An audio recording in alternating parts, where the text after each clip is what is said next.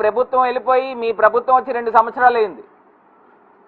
మీరు చెప్తా ఉంటారు కదా టిట్కో హౌసెస్కి ఆద్యులు మేమేనని. కనీసం ఆ టిట్కో హౌసెస్లో కూడా ఇవాళన్న రోజుకి కూడా పూర్తి స్థాయిగా అక్కడ కాపురాలు ఉండని పరిస్థితులు కనబడతా ఉన్నాయి. ఆ సదుపాయాలు కూడా కల్పించలేని దౌర్భాగ్యమైన పరిస్థితుల్లో ఈ ప్రభుత్వం ఉంది.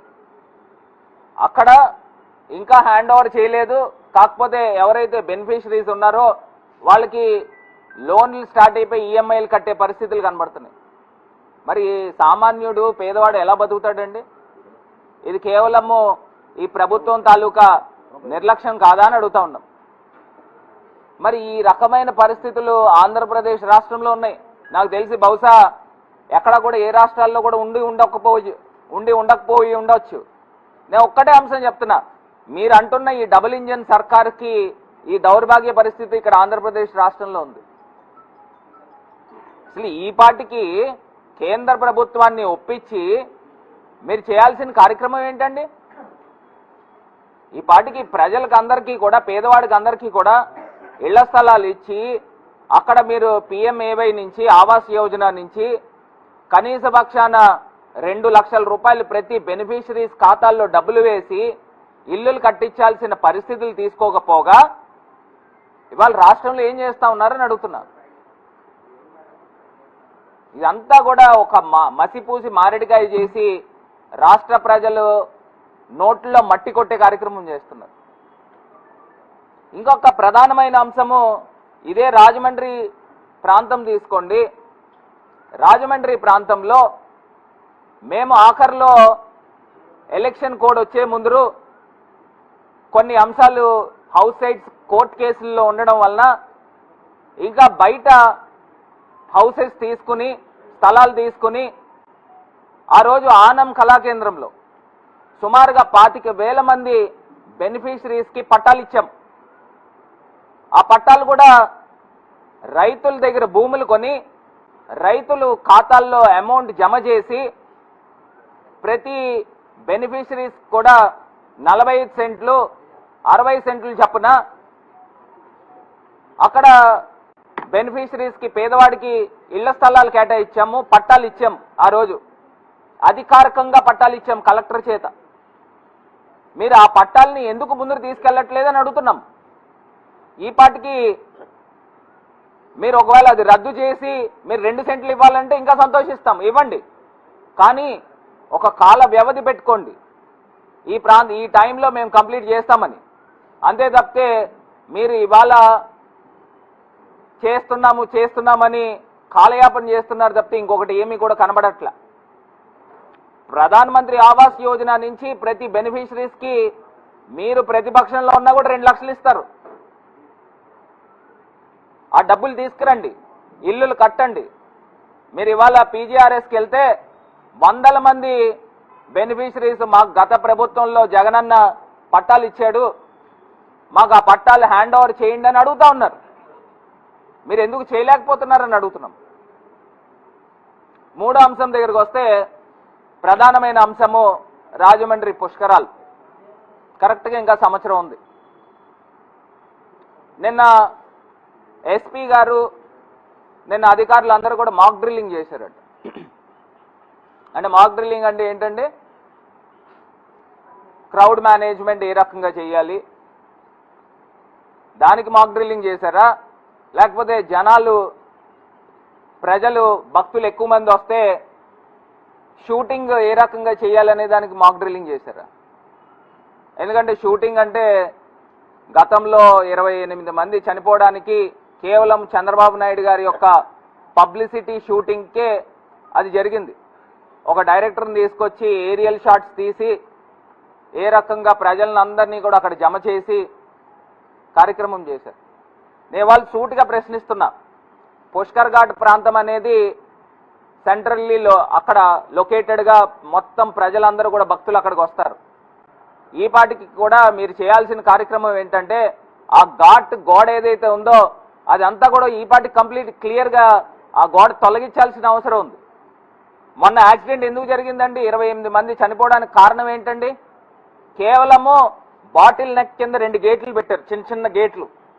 ఆ గేట్లలోంచి లక్షల మంది ప్రజలు వెళ్ళాలంట. ఎట్లా జరుగుతుంది? కేవలం ఇది ఒక మానవ తప్పిదం, అధికారుల యొక్క తప్పిదం, దానివల్ల జరిగింది.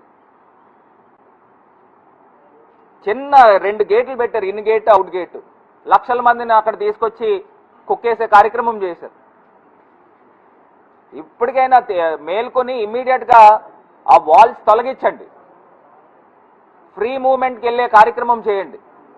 ఇవాళన్న రోజుకి కూడా మీరు చంద్రబాబు నాయుడు గారిని డిమాండ్ చేస్తున్నాం, రాష్ట్ర ప్రభుత్వాన్ని డిమాండ్ చేస్తున్నాం, ఇమీడియట్గా పుష్కరాలకి మీరు ఎన్ని వేల కోట్ల రూపాయలు కేటాయిస్తున్నారో ఇమీడియట్గా మీరు బహిరంగంగా ప్రకటించాల్సిన అవసరం ఉంది. Point number 1.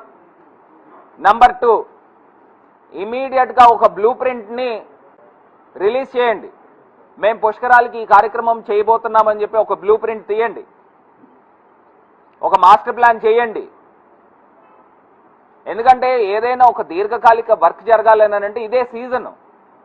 మీరు ఎండాకాలము సీజన్ను ఉపయోగించుకోకుండా లాస్ట్ మినిట్లో ఆఖరు 4 నెలలు 5 నెలల ముందరో ఇన్ని వేల కోట్ల రూపాయలు పుష్కరాలకి ఖర్చు పెడతామని చెప్పి నామినేటెడ్ పద్ధతిలో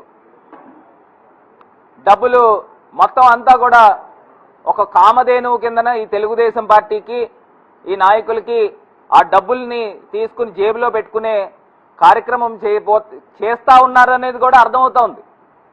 ఎందుకు చేతనంటే ఒక దీర్ఘకాలికమైన వర్క్స్ చేయాలనంటే ఎప్పుడు చేయాలండి? ఈ యొక్క ఎండాకాలం ప్రాంతము సంవత్సర కాలం నుంచి చేయాల్సిన కార్యక్రమాలు కాదా? అప్పటికప్పుడు మీరు తీసుకొచ్చి నామినేటెడ్ పద్ధతులుగో ఫ్రీ భోజనాలు పెట్టాము, ఫ్రీ మజ్జిగలు పెట్టాము, లేకపోతే మొన్న కృష్ణా వరదలు వచ్చినప్పుడు అగ్గిపెట్టెలకి ఇన్ని కోట్ల రూపాయలు ఖర్చు పెట్టారని చెప్పి మీరు లెక్క రాశారు కదా, ఆ రకంగా చేస్తారు. ఈ యొక్క వేల కోట్ల రూపాయలు ఇలా స్వాహా చేసే కార్యక్రమం చేస్తారు. ఇప్పటికైనా మీరు ఆంధ్రప్రదేశ్ రాష్ట్ర ప్రభుత్వము పుష్కరాలకి మీరు ఎన్ని వేల కోట్ల రూపాయలు కేటాయిస్తారో ఇమీడియట్గా ప్రకటించండి. రెండోది, ఒక బ్లూ ప్రింట్ తీసుకురండి, ఒక మాస్టర్ ప్లాన్ చేయండి. అది ప్రకటించాల్సిన బాధ్యత ఇమీడియట్గా రాష్ట్ర ప్రభుత్వం పైన ఉంది. ఇక్కడ స్థానికంగా కూడా అధికారులను కూడా డిమాండ్ చేస్తున్నాం.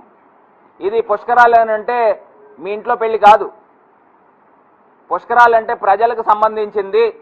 ఇమీడియట్గా అధికారులు కూడా ఒక అఖిల పక్షాన్ని ఏర్పాటు చేయండి, అన్ని వర్గాల ప్రజల్ని కూడా ముఖ్యుల్ని పిలవండి, పిలిచి వాళ్ళ దగ్గర అభిప్రాయ సేకరణ చేయండి.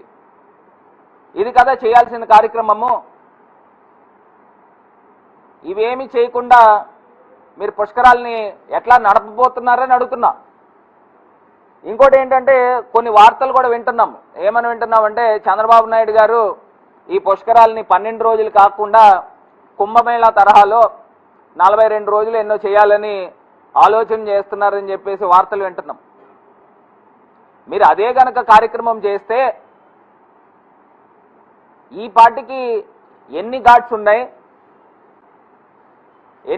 ఉన్నాయి, ఆ ఘాట్స్కి మీరు ఏ రకమైన అరేంజ్మెంట్ చేస్తున్నారు, ఎట్లాగా ప్రజల్ని మొబిలిటీని ఎట్లా పంపించబోతున్నారు, ఆ ఘాట్స్లో లైవ్గా ఎంతమంది ప్రజలు పడతారు అనేది ఒక అంచనాకు రండి. ఎందుచేతనంటే మేము క్లియర్గా ఎక్స్పీరియన్స్ అయ్యాం. మొన్న శివరాత్రి రోజునండి, ఫిబ్రవరిలో శివరాత్రి జరిగితే నాకు తెలిసి రాజమండ్రిలో ఒక 2 లక్షల మంది వచ్చి ఉంటారేమో మ్యాక్సిమం, బయట నుంచి అయితే కానీ రాజమండ్రి ప్రజలైతే కానీ 2 లక్షల మంది ప్రజలకి మొత్తము రాజమండ్రి అంతా జామ్ అయిపోయింది. 2 లక్షల మందిని వీళ్ళు మేనేజ్మెంట్ చేయలేకపోయారు. ఇవాళ పుష్కరాలకి చెప్తున్నారు 10 కోట్ల మంది వస్తారని ఒక అంచనా వేస్తున్నారు. 10ఏనా చెప్పింది? ఇంకా ఎక్కువ అంటాడు. 2 లక్షల మందిని క్యాటర్ చేయలేకపోయారు ఈ అధికారులు కానీ ప్రజాప్రతినిధులు కానీ. మొత్తం రాజమండ్రి అంతా స్తంభించిపోయింది. నేను చెప్పేది మొన్న శివరాత్రికి జరిగిన కార్యక్రమం. మీరు ఎట్లా చేస్తారు? ఈ పార్టీకి మీరు మన గోదావరి ప్రాంతం ఎంతైతే ప్రాంతం ఉందో, ఇటు రాజమండ్రి వైపు కానీ అటు కవ్వూరు వైపు కానీ మొత్తం అంతా కూడా ఘాట్స్ నిర్మాణం చేయాలి. అటు మీరు గ్యామన్ ఇండియా బ్రిడ్జ్ దగ్గర నుంచి తీసుకోండి, ప్రతి చోట కూడా ఘాట్స్ నిర్మాణం చేయాలి. వీళ్ళు ఎందుకు చేయట్లేదనంటే అక్కడ శుభ్రంగా ఇసుక ర్యాంపులు పెట్టుకుని అటు బ్రిడ్జ్ అవతలేమో రూరల్ ఎమ్మెల్యే, బ్రిడ్జికి ఇవతలేమో ఈవీఎం ఎమ్మెల్యే శుభ్రంగా దోచికి తినేస్తున్నారు రాజమండ్రి. ఘాట్స్ నిర్మాణం చేయండి. ఎవరైతే భక్తులు వస్తారో ఆ బ్రిడ్జ్ దగ్గర నుంచి ఏ ప్రాంతానికి వచ్చిన వాళ్ళు ఆ ప్రాంతంలో ఘాట్స్లో స్నానాలు చేయించి అక్కడి నుంచి పంపించే కార్యక్రమం చేయండి. అంతే తప్పితే అందరినీ తీసుకొచ్చి జమ చేసి మళ్ళీ పుష్కర్ ఘాట్లో జమ చేసి సెంట్రల్లీ లొకేటెడ్ కార్యక్రమం మటుకి చేయవద్దని చెప్పి ఈ ప్రభుత్వాన్ని హెచ్చరిస్తా ఉన్నాం.